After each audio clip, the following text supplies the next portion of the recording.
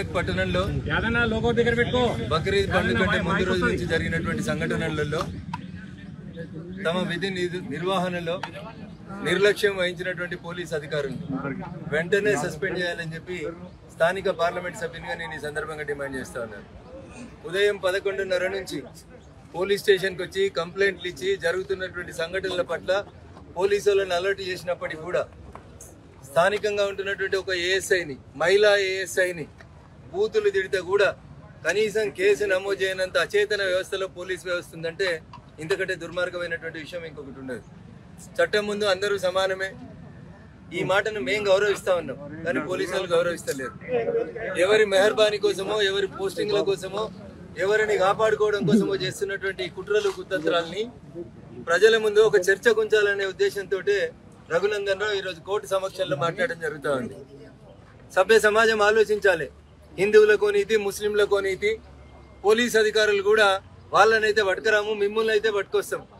ఈ రోజు కూడా 14 మందిని పట్టుకొచ్చి టౌన్ పోలీస్ స్టేషన్ లో పెడుతున్నారంట.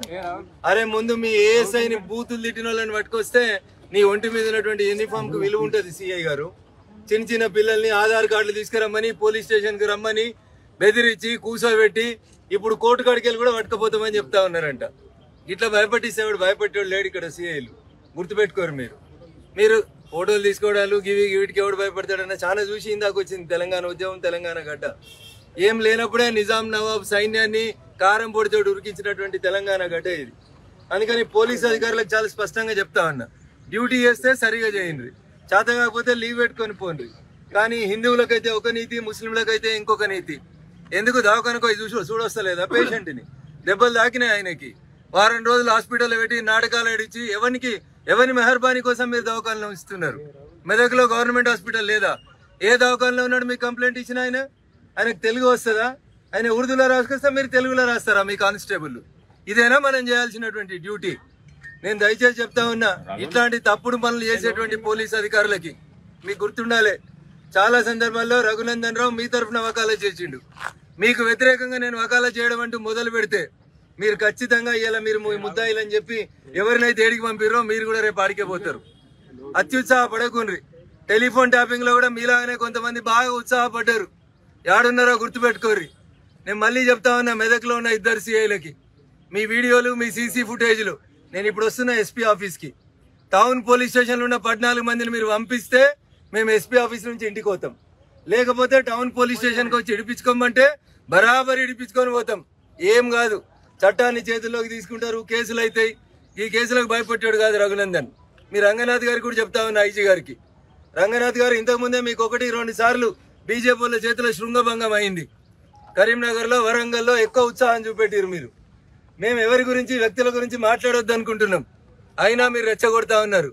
కాబట్టి ఒక్క లైన్ మాత్రం స్పష్టంగా చెప్పిపోతా, justice may be delayed, but మీరు మాత్రం ఖచ్చితంగా శిక్ష అనుభవిస్తారు. టెలిఫోన్ ట్యాపింగ్ లో కూడా అప్పుడు పింక్ యూనిఫామ్ వేసుకున్న పోలీసు వాళ్ళు ఇట్లా చాలా ఎగిరిరు, మాకు ఎదురు లేదని ఎగిరిండ్రు. ఇలా యాడున్నారు?